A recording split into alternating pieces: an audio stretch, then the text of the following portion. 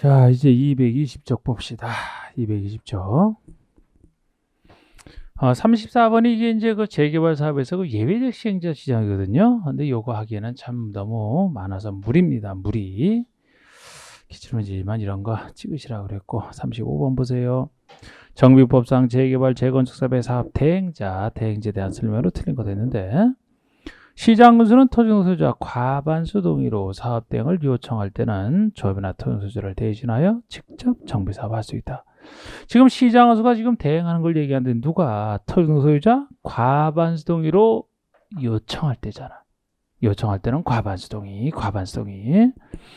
2번 대행자는 시행자에게 청구할 수 있는 보수 비용의 상환에 대한 권리로서 시행자의 귀속될 대전 호출을 압류할 수 있다. 자기 채권에 기해서 시행자 부동산 압류할 수 있다.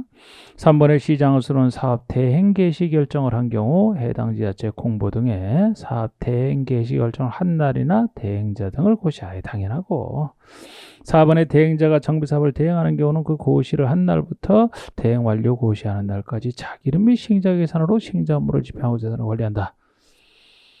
대행자가 대행할 때는 이름은 자기 이름으로 합니다. 시행자 계산으로 한다는 거, 요걸 바꿀 수 있는데 여기선 이걸 바꾸지 않고 뭘 틀리겠느냐? 언제부터 언제까지 대행을 하느냐? 대행을 하는 경우 고시한 날, 대행고시 다음 날로부터, 대행고시하면 다음 날부터 시작을 해서 완료 고시일까지 쓰는 것이거든요. 그런데 이건 제가 볼 땐 상당히 지엽적인 거야. 지금까지 대행해서 그럼 이렇게 낸 적이 있느냐? 없어요. 이렇게 뭐 이걸 가지고 뭐 이거를 다음 날을 다른 데서 내는 건 뭐 실효 이런 데서 많이 냈지. 이건 아니고 여기서는 아예 대행 고시 결정이 있으면 그 대행 고시한 날 다음 날부터 시작하는 건데, 자기 이름이 시행자 계산으로 이거 잘 보시고 아예 지엽적으로 냈어요. 이거는 대행자나 사업 등의 원인이 된 사유가 없어지거나 등기를 완료한 데는 대행으로 완료하라. 그러니까 여기서도 요거 외에도 1번 좋고 4번에서도 그거 좀 잘 보시고, 여기 없지만 그거 있잖아요. 시장원수가 아닌 대행자가 시행자의 재산 다 부담을 하는 행위를 할 때는 시장원수 승인을 들어간 거, 그것도 좀 기억해야 되거든. 여기 없어서 그렇지. 그런 것도 이제로 해서요. 아이고 좀 잡다하네. 자, 이제 계약 방법 및 시공자 선정에 대한 얘기가 나오는데, 이 공정하게 계약 방법할 때는 이제 일반 경쟁에 붙여야 된다를 바탕으로 해서 이제 예비적으로 지명 경쟁하는 얘기가 36번인데 이렇게 안 해도 돼요. 37번 같은 거 시간 나도 할 필요 없어. 이런 거. 이런 걸 왜 놨는지 몰라. 에? 예습할 때 고민했어요? 그냥 지나가라 그랬잖아요. 이런 거 이상한 거 있으면. 이런 걸 왜 내, 이런 걸. 38번. 시공자 선정에 대한 설명을 드린 거, 시공자 선정에 대해서만 이제 기본적으로 합시다.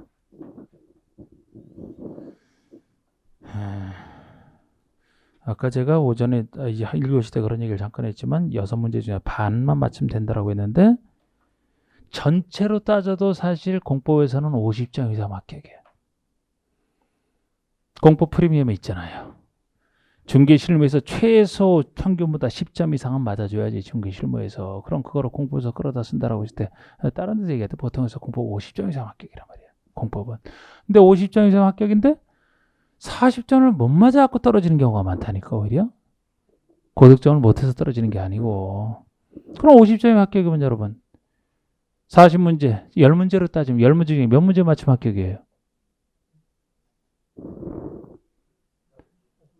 뭘 그걸 한참 계산을 하고 그래. 그거를 10문제에 5문제 맞추면 합격이잖아. 그냥 얼마나 쉬워. 그러니까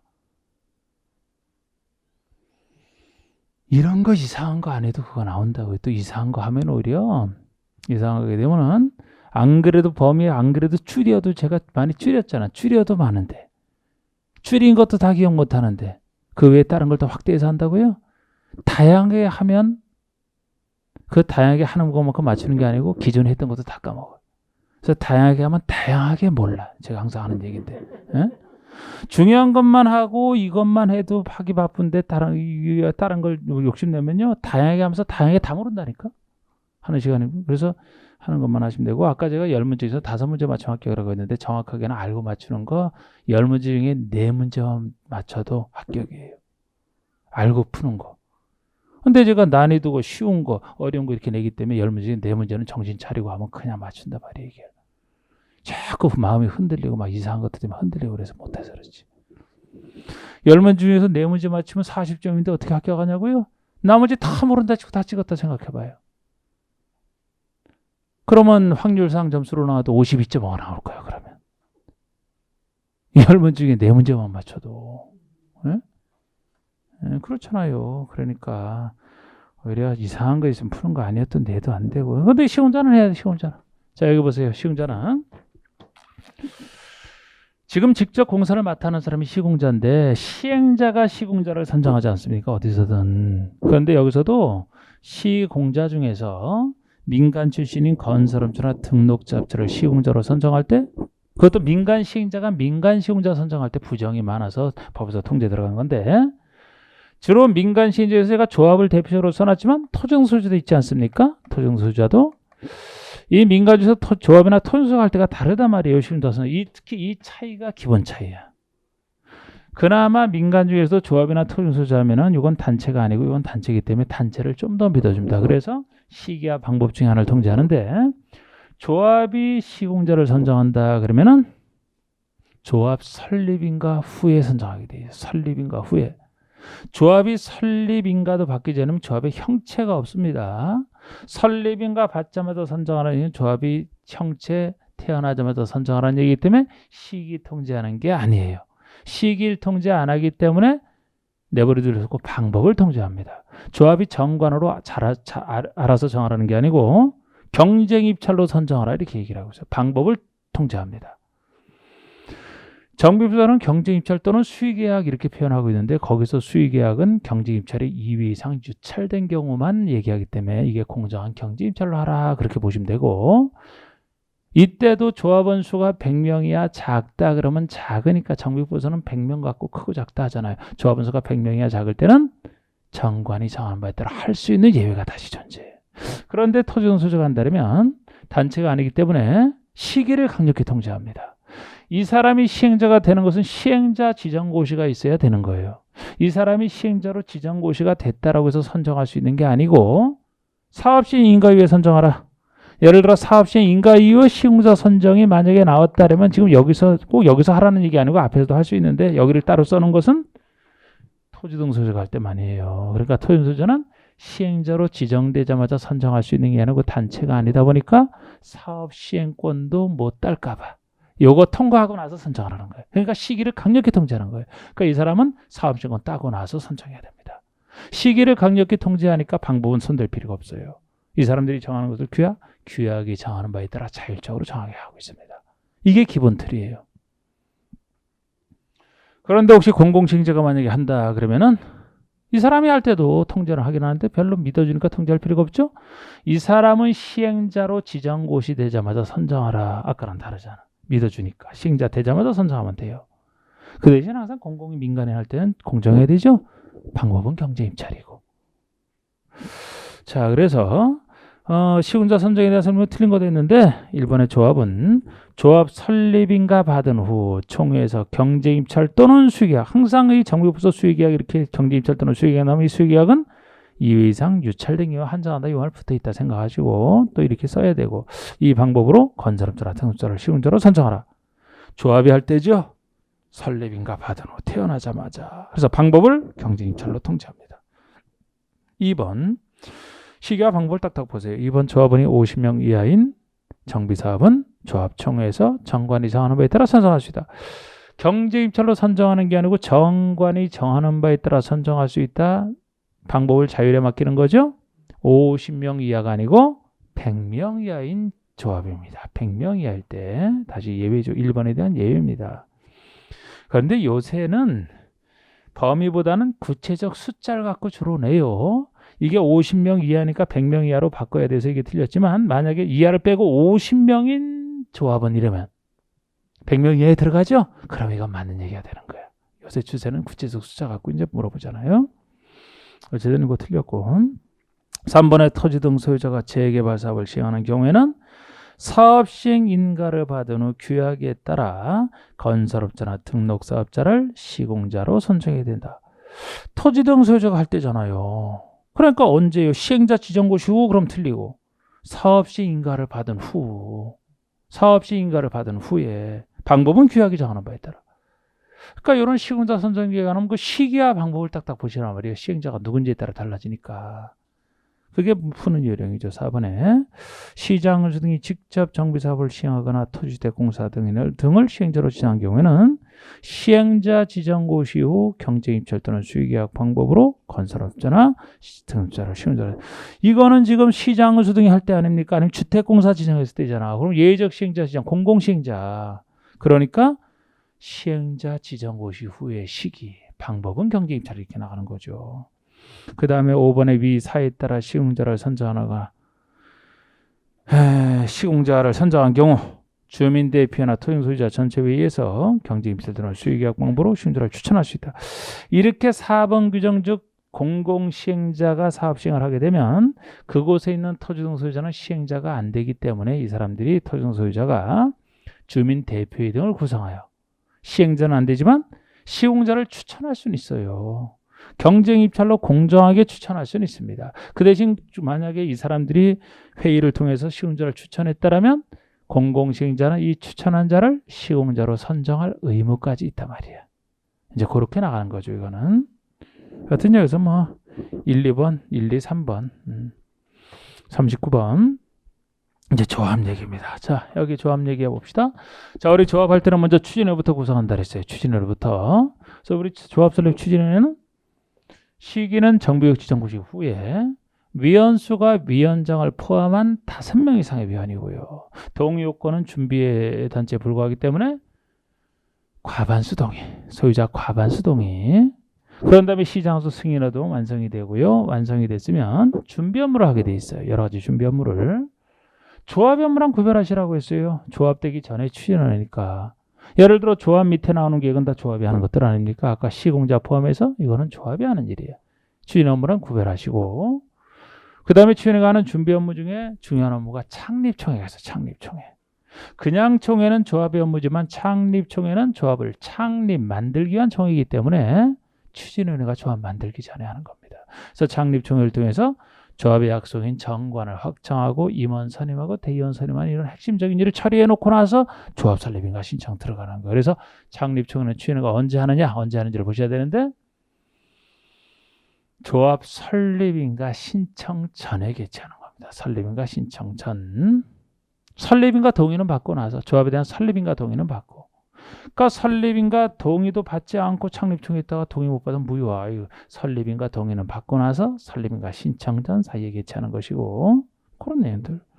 그래서 먼저 추진에 대한 얘기가 나왔는데 틀린 것은 위원장을 포함한 5명 이상 위원 및 운영 규정에 대한 토지동 소유자 과반수 동의를 받아 소유자 과반수 동의 시장은수 인가 시장은수 인가가 아니고 다 좋은데 시장은수 승인 받는 거예요. 승인.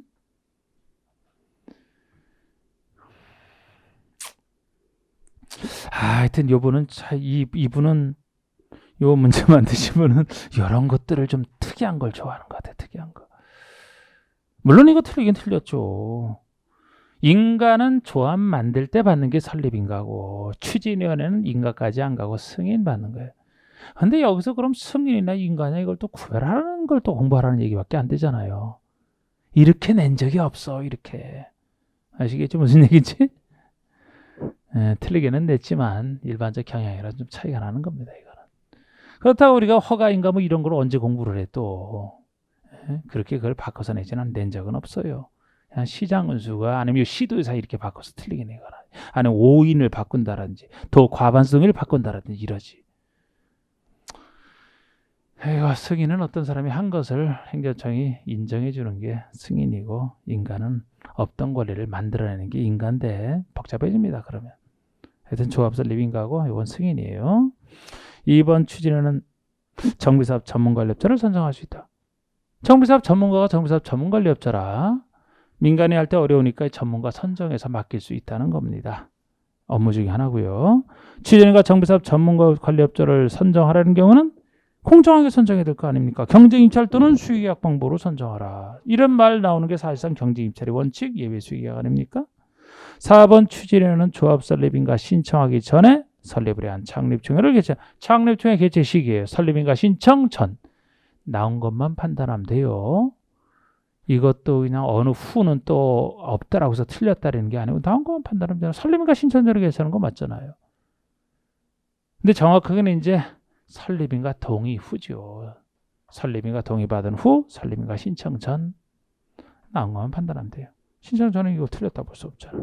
5번의 추진회 구성에 동의한 토종 소유자는 조합 설립에 동의한 것으로 본다.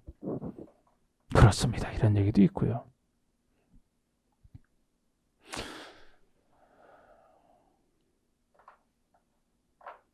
여기는 안 나오고 됐어 나온 것만 해. 40분에 정비법상 조합 설립 추진회가 수행할 수 있는 업무가 아닌 거, 추진회가 수행할 수 있는 업무가 아닌 거, 기출문제로 나왔던 거 준비 업무.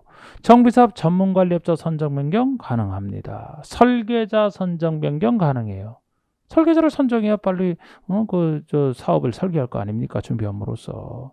계략적인 시행계획서에서 맞는 거예요. 계략적인이 붙어서. 만약에 계략적인이 빠지면은 시행계획서죠? 이건 조합이 시행자로서 하는 거 아닙니까? 조합 밑에 있는 것들은. 계략적인이 들어가야 맞고. 조합 설립인가로밖에 한 준비 업무, 준비 업무. 그리고 정비계획 위반 결정은 안전진단 신청. 자, 여러분. 정비계획 위반 결정을 한 안전진단은 언제 신청하는 거예요? 정비계획 위반 결정을 위한 것이니까 정비계획 위반하기 전에 신청하는 거죠? 그럼 여기서 정비계획 위반 전에 신청을 한다면 이때 신청할 단계에서는 추진회가 있어요, 없어요? 없죠. 추진회는 구역 지정 이후에 만든다니까요. 그러니까 당연히 이렇게 해서 이게 말도 안 되게 이게 틀린 거지. 이게 정답이 되죠. 이건 아예 추진회 구성 전을 갖고 얘기하는 거잖아. 아니면 이거 이후의 사람을 갖고 틀리게 낼 수도 있잖아요. 이건 추진회가 하는 일이 아니고 재건축 사업할 토지 등 소유자가 아까 10분의 이상 동의로 신청하는 거 아닙니까? 그 전에 있는 내용이잖아. 업무가 될 리가 없지. 41번. 근데 이것도 23일 때 문제인데 이거 수정한 거예요. 수정한 거. 41번. 정비법상 조합에 대한 설명으로 옳은 거. 재개발 사업의 경우 토지 등 소유자가 20명 미만인 경우에는 토지 등 소유자로 구성된 조합을 설립하여야만 한다. 재개발 사업의 경우에 20명 미만일 때는 조합을 설립해야만 된대요. 조합을 설립 안 하고 조합 설립 안 할 수 있죠? 안 해도 되죠? 안 하고 토지 등 소유자가 직접 시행자가 될 수 있는 경우잖아. 이게 꼭 조합을 설립해야 된다니까 틀렸죠. 2번. 토지 등 소유자가 100명 이하인 조합에는 2명 이상의 이하의 이사를 둔다. 지금 조합 얘기입니다. 조합 얘기 이제. 아까 1번만 해도 시행자 얘기였고. 자, 여기 보세요. 이제 조합에 대한 거 우리 대충 한번 해보고 지나갑시다. 여기 정비조합 얘기가 도시개발조보다 훨씬 복잡해요. 너무 복잡한 게 많아. 그래서 자, 핵심만 일단 얘기를 해봅시다. 자, 일단 조합도 법인인데 일단 설립인가를 행정청이 먼저 받아야 되잖아요. 추진회가 이제 설립인가 신청을 합니다. 이때 제일 많이 나왔던 숫자가 설립인가 신청할 때 동의요건이잖아. 재개발조합의 설립인가 신청할 때는 동의요건이 정비부서는 토지 등 소유자 얼마, 면적 얼마 이 순서로 나오죠. 토지 등 소유자 얼마, 4분의 3 면적 2분의 1. 4, 3, 2, 1 카운트다운하는 동의로 생각하시라고 했더니 이게 유명한 재개발조합의 4, 3, 1 동의잖아. 그럼 재건축조합을 만든다. 그러면은 단지 안이랑 단지 밖이 다르죠.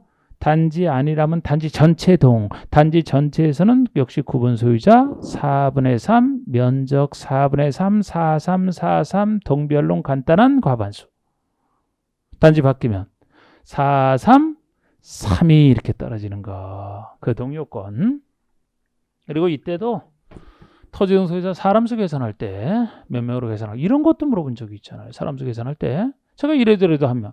토지와 건물은 별개 부동산이지만 예를 들어 한 사람이 여러 부동산을 가지고 있다. 사람수 계산할 때 한 명. 반대로 하나의 물건을 2인 이상이 공유하고 있다. 역시 사람수 계산할 때 대표자 한 명. 공유자 수대로 인정하면 공유하고 있는 땅은 투표 수가 확 많아지잖아요. 하나의 땅이니까 한 명. 재개발에서는 지상권자도 토지소유에 들어가는데 지상권자가 설정되어 있다면 하나의 토지에 소유권자는 당연히 있고 지상권자가 추가로 있는 거예요. 하나의 땅이기 때문에 역시 대표자 한 명으로 사람 수를 계산하는 거. 그 다음에 그렇게 해서 조합 만든다. 법인이기 때문에 설립인가 받거나 30일 내 등기와 성립하다 이건 다 똑같고 만들어지면 아까 조합원은 누가 되느냐? 재개발에서는 토지등 소유자에게만 당연 조합원, 재건축이면 토지등 소유자에서 조합설립에 동의한 자만 되기 때문에 그러면 재건축에서는 토지등 소유자에 속하지만 동의하지 아니한 자는 조합원이 안 되고요. 애초에 재건축에서는 토지등 소유자 개념이 건축물 및 부속 토지이기 때문에 건축물 또는 토지만 소유하는 사람은 처음부터 토지등 소유자가 아니기 때문에 아예 조합원이 안 돼. 그러면 재건축에서는 조합원이 안 될 사람 물건에 대해서 다 취득을 해야 전체 대해서 공사를 할 수 있기 때문에 취득하려고 하면 조합원이 안 될 사가 비싸게 사달라고 버틴다 그랬죠. 그죠? 그래서 매도 청구를 해서 정비부에 나오는 매도 청구는 재건축 사업과 관련해서만 이 특징 때문에 인정하는 겁니다. 그리고 이때 조합원이 누가 되는지도 여기 문제 출제와 상관없이 중요한 거예요. 조합원. 여러 사람이 공유하고 있다. 대표자 한 명만 조합원으로 봅니다. 이거 있잖아요. 이거. 여러 명의 토지등 소유자가 있는데 여러 명의 토지등 소유자가 있는데 이 여러 명의 토지등 소유자가 1세대에 속한다라면 한 세대에 속한다라면 대표자 한 명만 조합원으로 본다. 대표자 한 명만. 그럼 이때 세대를 분리하면 한 세대에 속하지 않느냐? 분리하면 돼요. 근데 분리하더라도 조합 설립 인가를 받기 전 후랑 달라집니다.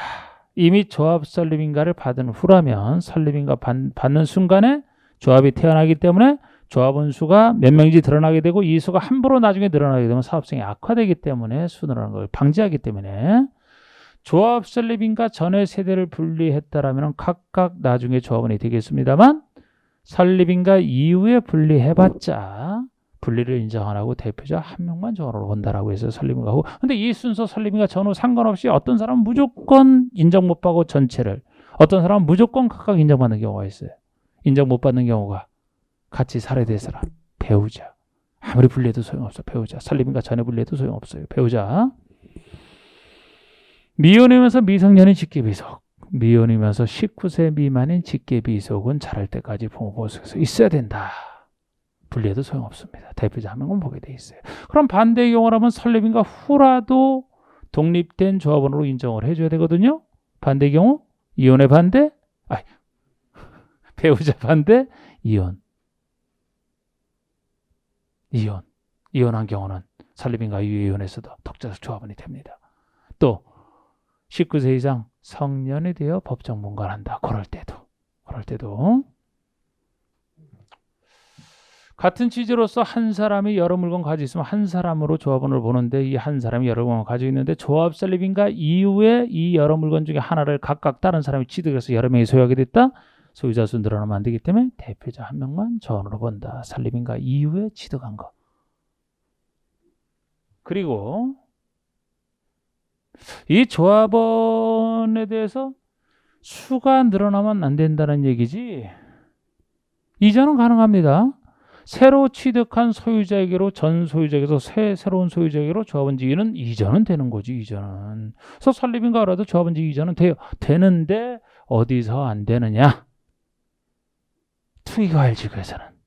투기과열지구에서는 그런 이전을 허용하게 되면 자꾸 투기가 과열되기 때문에 투기를 막기 위해서 투기과열지구에서는 일정 시점 이후에 취득한 자는 소유자지만 그 사람 조합원으로 인정하고 조합원 인정 안 하면 이제 현금으로 보상해 주거든요. 물건 안 주고. 요거 구별하셔야 됩니다. 두 조합 중에서 이런 것도 개발법은 하나도 없었잖아. 복잡하잖아. 이게 투기란 건 더 문제가 있다. 그래서 재건축이. 그래서 재건축 사업이다. 그러면은 재건축 조합 설립인가 이후에 취득한 자가 원칙적으로 조합원이 안 돼요. 그러니까 재건축 조합 설립인가 전이면 아직 조합원직이 있지도 않고 조합이 없으니까 조합이 탄생하자마자 조합원직이 생기자마자 투기과열지구에서만 재건축에서는 설립인가 이후에 취득한 자 조합원이 안 됩니다. 그런데 재개발이라면 관리처분계획 인가 이후에 취득한 자가 조합원이 안 되는 이거부터 구별하셔야 돼요.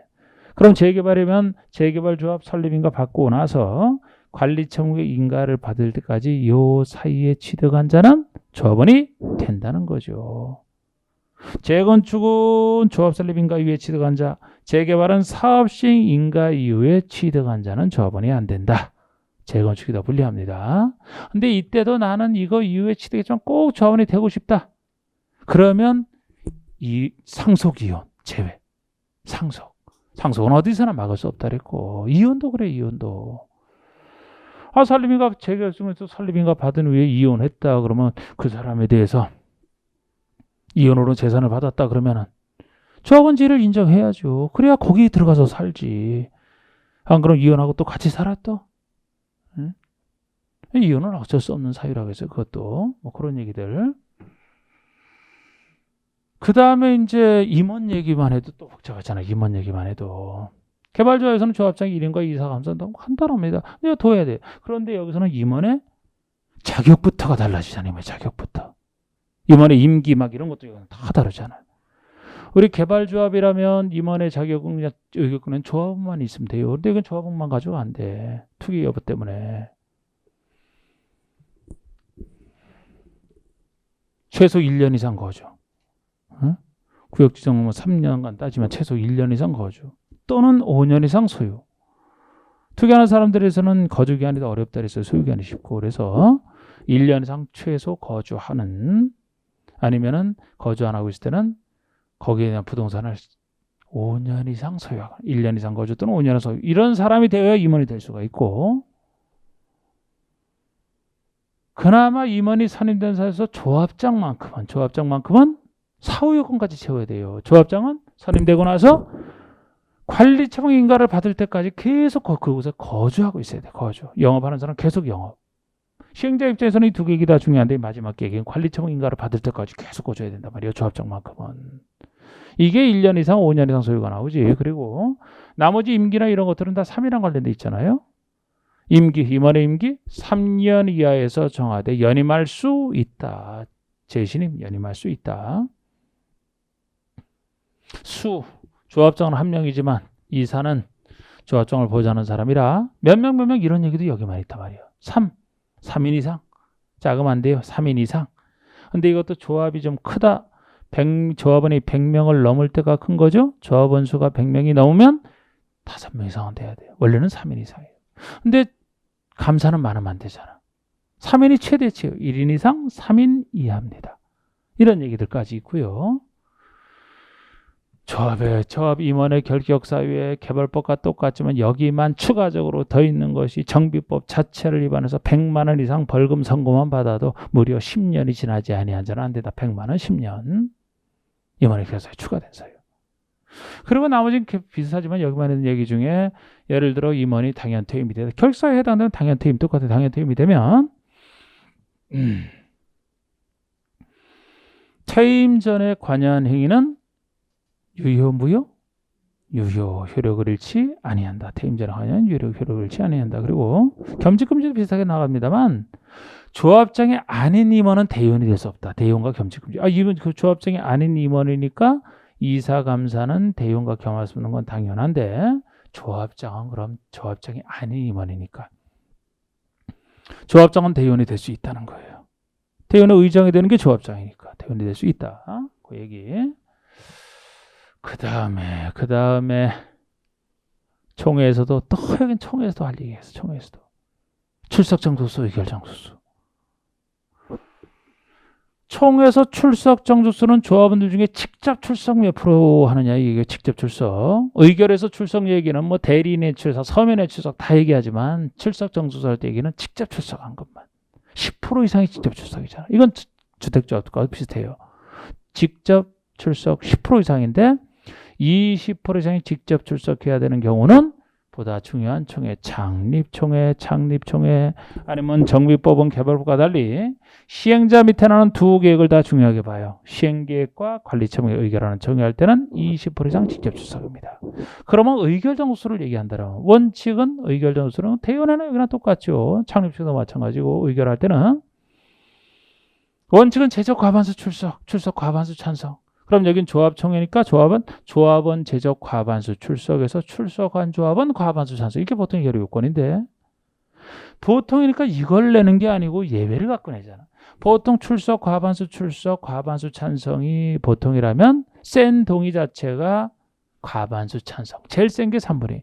조합총회에서는 과반수 찬성이 센 거예요. 제적 과반수를 얘기하고 조합 전체 조합은 총회이기 때문에. 그래서 과반수 찬성이 센 거고 제일 센 게 3분의 2밖에 없어요. 그러면 이런 느낌이라면 결국 정관의 변경은 조합의 약속의 변경이니까 정관을 변경한다. 그리고 시행계획 관리처분계획. 중요한 두 계획은 당연히 들어가고 정관 변경과 시행계획 관리처분계획 수립 변경을 하는 그런 총회라면은 과반수 찬성으로 의결하고 시장으로서 인가를 받는 겁니다. 그런데 여기서 더 말을 하면 3분의 2가 되는 거예요. 예를 들어 정관의 변경이 과반수인데 정관의 변경 내용 중에서도 더욱 중요한 건 4가지. 조합원의 자격, 제명, 탈퇴, 교체, 조합원의 자격 등에 대한 거 중요하지 않습니까? 조합원 입장에서는 조합원의 자격 등에 대한 거, 정비구역의 위치와 면적을 바뀌는 변경이다. 구역이 바뀌면 다른 거 다 바뀌어. 그리고 조합의 돈에 관련된 거, 조합의 비용 부담, 회계 이런 돈에 관련된 거 중요하다 그랬고, 설계자, 시공자 선정하는 것도 시공자 할 때 특히 부정 많잖아요. 요 4가지에 대한 정관을 변경한다. 그러면 3분의 2가 되는 거예요. 3분의 2 찬성. 그냥 정관의 변경은 과반수. 요 4가지를 따로 얘기하면 3분의 2 제일 센 3분의 2. 시행계획에서 관리처분계획이 과반수잖아. 그런데 시행계획 관리처분이 과반수인데 여기도 사업 시행 정비 사업비가 10% 이상 늘어나는 시행계획과 관리처분 10% 이상 늘어난다면 3분의 2 이렇게 가는 거 아닙니까? 그리고 대의원회. 아유 할 얘기 많아. 대의원회. 조합원의 수가 100명 이상인 조합은 대의원회를 두어야 된다, 둘 수 있다?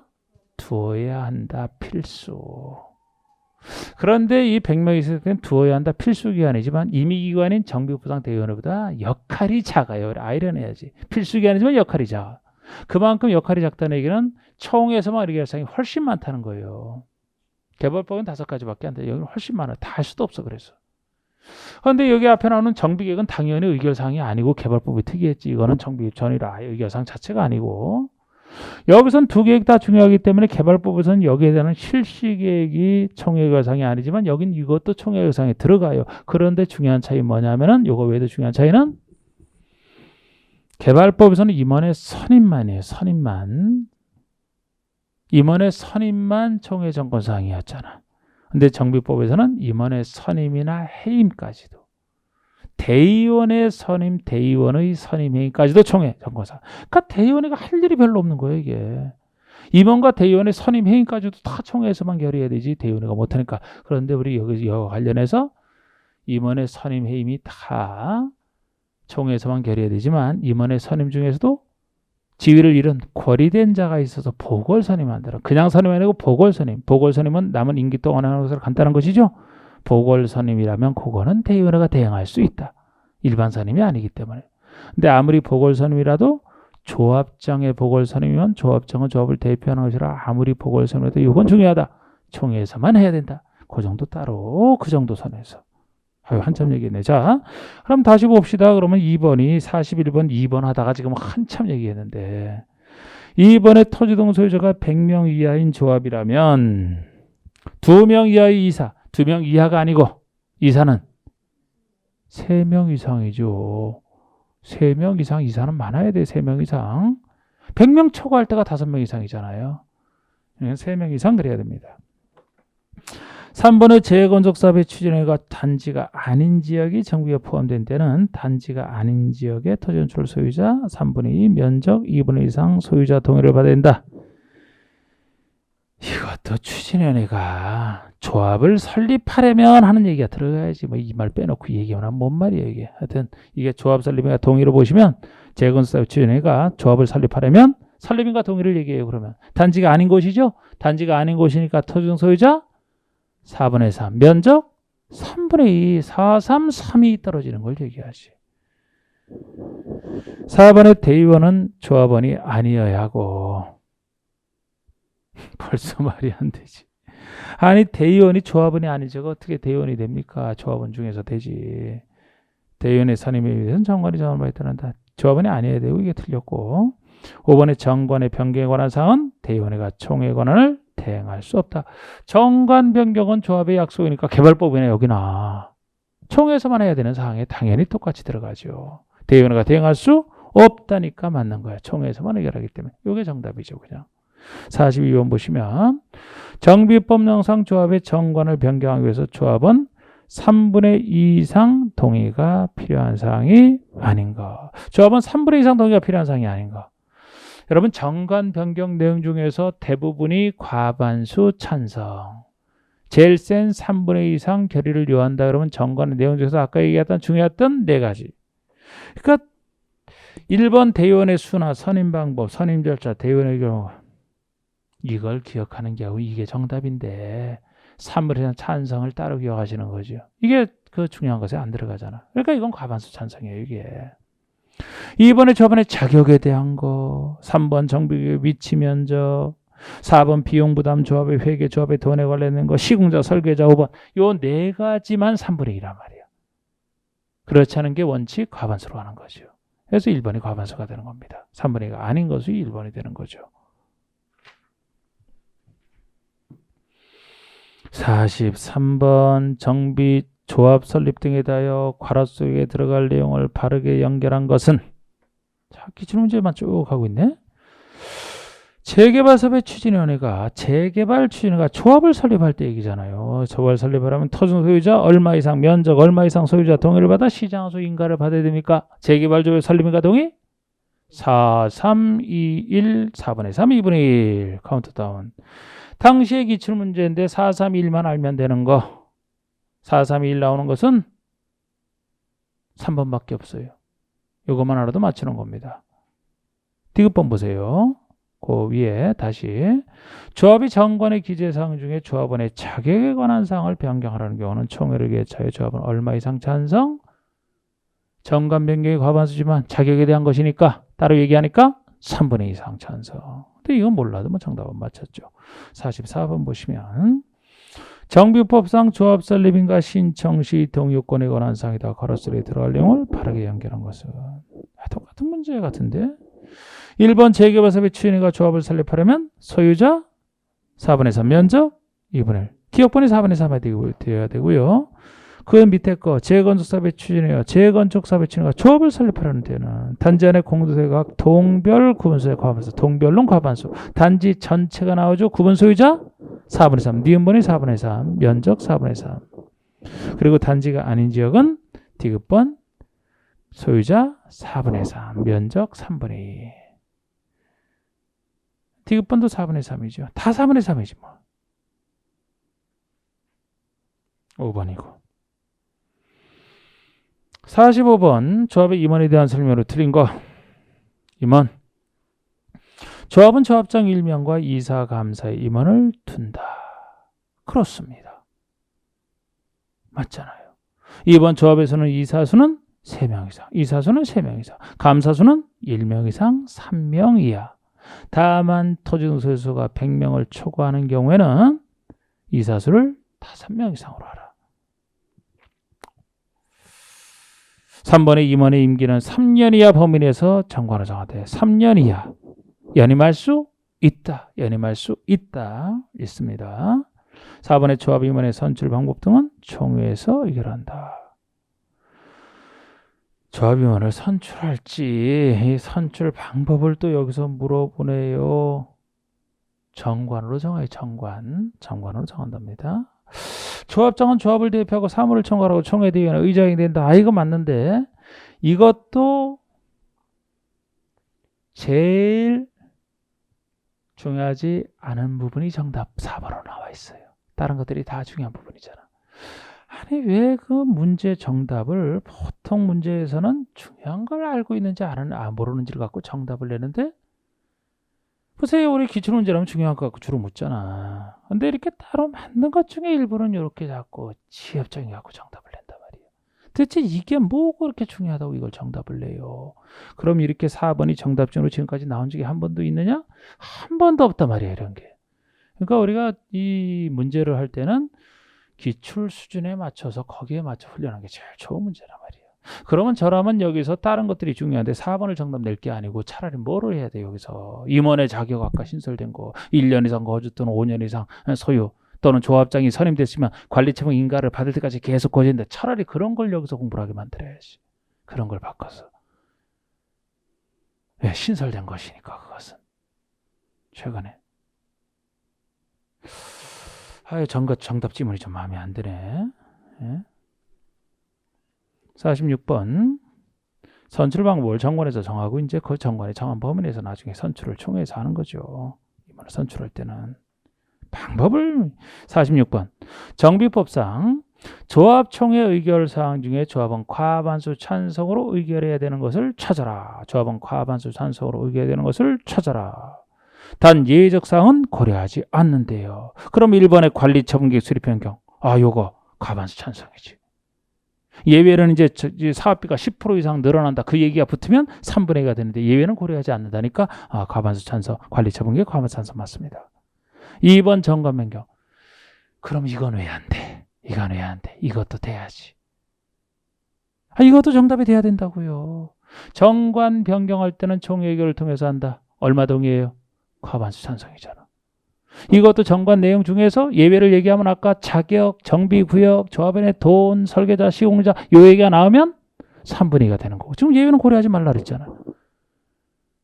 그러면 1번, 2번이 다 과반수 찬성 맞습니다. 과반수 찬성. 1번이 정답이 되어 있지만 2번도 정답이에요. 과반수 찬성이 바로 관리처분계획 그리고 시행계획도 나오고 시행계획도 나오고 정관 변경이 이게 과반수 아닙니까? 여기서 예외는 3분의 2까지 가는 거고. 이건 잘못됐어요. 문제가. 3번의 자금의 차익과 방법이 잘 이런 거. 비사업비? 정비사업비. 정비사업비 사용. 예산으로 정한 사항의 저원에 부담이 되는 거. 1, 2번 보셔야 돼. 예외 적용하지 않으니까. 47번. 정비법상 조합 총회 소집에 관한 내용이다. 괄호 속에 들어갈 숫자를 바르게 나누는 것은. 이게 30회 문제인데 이것도 30회 때 이거 처음으로 낸 것이고 제가 볼 때는 이제 이런 거 좀 자꾸 다 맞추면 안 되기 때문에 좀 틀려도 되는 문제로 낸 거라고 봐야 돼요. 그래서 이것도 뭐 제가 문제집도 항상 다 여러 군데 하면서 다 보지만 30회 때 처음 나가 평소에 다른 데 언급하는 게 아니었고. 그럼 이것이 왜 그러냐면 자 정관의 기재사항 중에 임원의 권리, 의무, 보수, 선임 방법, 변경, 해임 즉 임원에 대한 거, 임원의 권리, 의무, 보수, 선임, 해임에 관한 사항을 변경하기 위한 총회의 경우는 조합원 10분의 1 이상 요구로 조합장이 소집한다. 이 총회 소집할 때 이거든요. 총회는 조합장이 소집하거나 조합원 요구로 소집한다면 조합원 5분의 1 이상 요구해요. 조합원이 5분의 1 이상 요구해야 조합장이 소집하는 것인데 이 5분의 1 이상 요구도 아직 안 내다가 요거는 5분의 1에 대한 예외를 낸 거란 말이야. 그래서 이게 구속정보에 나온 거예요. 원래는 5분의 1 이상 요구인데 5분의 1에 대한 예외로서 임원에 관련된 것은 10분의 1 이상 요구해요. 5분의 1에 대한 예외 10분의 1 이상이에요. 그러니까 이거는 이왕 나온 것이니까 말씀드리면 나왔으니까 또 어렵게 해서 또 할 때 대비해서 말씀드리면 조합원 입장에서는 총회 소집할 때 5분의 1 이상 요구보다는 10분의 1 이상 요구로 소집할 수 있다면 이게 조합원 입장에서 훨씬 나은 거죠. 그죠? 10분 이상만 요구해도 되니까 그만큼 임원을 통제하기 쉽게 하려고 보통 총회 소집할 때는 5분의 1 이상 요구가 있어야 돼요. 대의원에서 한다면 대의원 3분의 1 이상 요구가 있어야 되고 총회 소집할 때 세 가지란 말이야. 조합장이 직권으로 조합은 5분의 1 이상 요구로 대의원 3분의 1 이상 요구로 이렇게 소집하는데 이건 5분의 1에 대한 예외 다시 10분의 1을 얘기한 거예요. 근데 내가 왜 이게 구속정보에서 나왔냐 하면은 이 총회 소집할 때 세 가지 방법도 지금까지 물은 적이 없단 말이야. 그런데 예외를 갖고 냈으니까. 그리고 또 하나가 총회를 소집하라는 자는 총회 개최 7일 전까지 회의 목적 등을 조합원에게 통지하라. 총회 소집하기 전에 조합원 당사자가 언제 7일 전 통지 이것도 이때 처음 나온 거예요. 다른 중요한 것들 얼마나 많습니까? 그런데 어쨌든 나왔으니까 하세요. 10분의 1, 7, 4번입니다. 30회 때 이런 거 틀려도 충분히 합격하고 남았어요. 48번. 이왕 나왔으니까 소개했으니까 하지. 근데 저 같은 경우는 원래 이렇게 정리할 때도 그 기출문제 나왔어도 좀 한 번 나오고 말 것들 이런 거는 아예 빼버리는데 나중에 백선 이런 거 할 때 최선을 다해서 정리해 놓으니까 그때 그거 많이 보세요. 우리가 여기 없어도 해야 될 거 해야 될 거는 준비해야 될 건 다 지금 나중에 다 대비해서 하니까 정비법상 대의원에 대한 설명으로 틀린 거. 조합원의 수가 100명 이상인 조합은 대의원을 두어야 한다. 두어야 한다. 필수. 2번 대의원에는 조합원의 10분의 1 이상으로 구성하되 조합원의 10분의 1이 100명을 넘을 때는 10분의 1 범위 안에서 100명 이런 얘기도 있어요. 개발법은 여기나 최소 대의원 수는 10% 이상은 다 똑같은데 여기는 최대치까지 10분의 1이 100명을 넘는다 그러면 10분의 1이 최대치가 된다는 거예요. 10분의 1 범위에서 100명 이상 가능하다. 3번의 조합장이 아닌 임원은 대의원이 될 수 없다. 조합장이 아닌 조합장을 포함 하면 틀리죠. 조합장은 대의원이 된다 그랬잖아. 아닌. 그러니까 1번, 3번이 많이 나왔던 지문이죠. 4번 대의원에는 총회결사항 중에 예산으로 정한 사항 외에 조합원에게 부담이 되는 계약에 관한 사항은 대행할 수 있다. 이것도 대의원회가 대행할 수 없는 총회 정결 전문 사항 중에 하나가 이겁니다. 예산으로 이미 정한 사항 외에 조합원에게 부담이 되는 계약인데요. 조합원에게 부담이 되는 계약이면은 중요한 계약 아니겠습니까? 여기는 총회에서만 해야 될 일이 많단 말이에요. 그 중에 들어가요, 이게. 대의원회가 대행할 수 없는 것에 들어갑니다. 근데 이것도 좀. 5번에 대의원은 조합원 중에서 선출. 그래서 조합원 아닌 자는 될 수가 없고, 대의원의 선임 해임에 대해서는 역시 대의원 선임도 정관이 정하는 바에 따른다. 정관의 내용에 들어갑니다. 자, 49번. 조합의 정관으로 정할 수 없는 거. 조합의 정관을 정할 수 없는 것을 이것도 기출문제 28회 때인데 그럼 정관의 내용을 묻는 것이고 정관의 내용을 문제 역시 이때 처음 출제된 건데 이렇게 처음 출제된 것이나 그렇다고 정관 내용도 우리가 하나하나 다 볼 수는 없다 그랬잖아요. 그중에 일부만 봤지 아까 의견과 관련해서 여기 나왔을 때 당황하지 말고 분명히 이런 거 나오면 다 찾을 수 있는 길이 있단 말이에요. 이게 당황하지 말고 대의원의 수, 대의원 선임 방법, 대의원의 법정 의결 정족수 완화 청상금 분할 징수 여부 결정, 조합 상근 상시 근무하는 임원의 보수에 관한 거, 야 대의원에 관련된 거 1, 2번, 청상금 1, 2, 3번도 있는데 청상금에 대한 거, 임원 보수에 대한 거 다 될 것 같아, 다 될 것 같아 정관의 내용.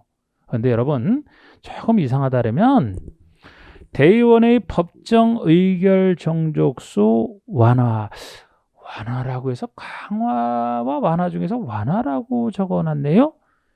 요거를 의심해서 야 이건 될 수가 없다 이렇게 생각하면은 고득점이 나오는 거고 이거 찍을 때 제가 항상 이런 거 평상시 안 하는 것들은 요거 틀려도 합격은 하는데 이런 것을 만약에 감으로 찍어 맞춘다 그러면 고득점이라 그랬잖아. 틀려도 합격은 하는데 대의원의 법정 의결 정도수가요. 대의원에서 의결할 때도 보통 대의원 제적 과반수 출석 대의원 과반수 찬성이란 말이에요. 원칙이 이렇게 정해놨어요. 그런데 요 대의원의 의결 요건을 강화하는 것은 원칙보다 좀 더 세게 강화하는 것은 따로 정하면 그에 따라요. 강화되는 것은 따로 정하면 그에 따라서 한단 말이에요. 원칙에 대해서 강화되는 것은. 근데 여긴 법정 의결 정도수가 완화잖아. 완화는 못하게 돼 있어요. 완화는 못하게 돼 있다고. 여기에서는 입법사항이다 이렇게 법으로 정하는 사항이 아니고 아예 법에서 못하게 돼 있어요. 이거는 강화할 수는 있어요. 그러니까 대의원의 그 의결 정도수가 만약에 완화되면은 기존 과반수 찬성 이거보다 훨씬 적은 의결 요건으로 할 수 있다는 거 아닙니까? 그럼 조합원의 그게 이익이 침해돼서 안 돼. 대의원에게 조합원 대신하는 것이라 강화는 할 수 있어요. 완화는 안 된단 말이에요. 강화는 따로 정하면 할 수 있어요. 그래서 완화를 해서 문제가 있는 것이고 50번에 정비법상 조합원의 자격 등에 대한 설명으로 틀린 거. 정비사업의 조합원은 토지등 소유자를 하되 재건축사업의 경우는 재건사업에 동의한 자만 해당한다. 그렇고요. 토지나 건설의 소유권과 지상권이 여러 명의 공유에 속하는 때는 여러 명을 대표하는 한 명을 조합원으로 본다. 공유. 투기과일지구로 지정된 지역에서 투기과일지구잖아요. 재건축사업을 시행하는 경우 조합 설립인가 후에. 그러니까 여러분 아까 2번에서도 공유하고 있을 때 조합원 하나만 나왔지. 아까 제가 얘기했던 같은 세대에 속한다 이 얘기도 없죠. 그런 것도 그런데 알아둬야 된단 말이에요. 여기 문제랑 상관없이. 그리고 3번이 이건 아까 얘기했던 투기과일지구로 지정된 지역에서 재건축 사업 할 때는 세게 통제한다 그랬잖아. 조합 설립인가 후에. 재개발 사업 할 때는 관리 처분기 인가 후에 반드시 구별해 두세요. 이거 바꾸면 틀립니다. 인가 후에 해당 정비사업의 건축물 또는 토지를 상소로 양수한 자는 조합원이 될 수 없다. 상소로 양수한 자, 요 말이 빠지면은 맞아요. 이때 취득한 자는 각각 시기 잘 보시라고 해서 그런데 요거는 상속이 들어갔기 때문에 조합원이 될 수 있어야 돼. 상속 외에 또 어느 경우가 조합원이 될 수 있다 그랬어요? 이혼에도 이혼의 자유 때문에 상속 이혼은 제외잖아. 그래서 이때는 상속이기 때문에 이혼도 들어가고요. 조합원이 될 수 없다가 틀리고 있답니다. 근데 요거 전에 이제 아까 그 두 가지 설립고 시기를 잘 보셔야 된단 말이에요. 기본이죠, 그게. 그리고 4번에 양도인의 세대원 모두 2년 이상 해외에 체류한 경우에 그 양도인으로부터 그 건축물 또는 토지를 양수한 자로 이거는 아까 상속이혼이 제외라고 했는데 그 밖에 부득이한 사유로 어쩔 수 없이 팔아야 되는 투기랑 관련 없이 부득이한 사유로 팔아야 되는 그런 양도인으로부터 양수한 자는 다시 될 수 있는데 요거는 제가 실무에서는 알면 참 좋다라고 했는데 요거까지 들어가기에는 너무한다 했던 건데 이게 또 나와 있네. 이게 전원이 다 해외 체류한 자라면 이때로부터 취득한 자는 조합원이 될 수 있는 사유 중에 하나고 5번의 시행자나 위 3의 경우에 조합원의 자격을 취득할 수 없는 자에게 분양시설을 하지 아니한 자 등에 대한 조치 규정을 준용하여 손실보상하라. 조합원이 안 될 자다 그러면 물건 안 주니까 보상해야 되죠. 바로 이 규정에 따라 손실보상하라는 거야. 이 규정이 바로 여기서 우리 분양 신청에 대해 분양 안 받을 자에 대해서 보상해 주는 거 나오죠? 이거 준용해서 하라는 거예요. 이걸 뭐 우리가 하니까 자 일단 여기까지 합시다.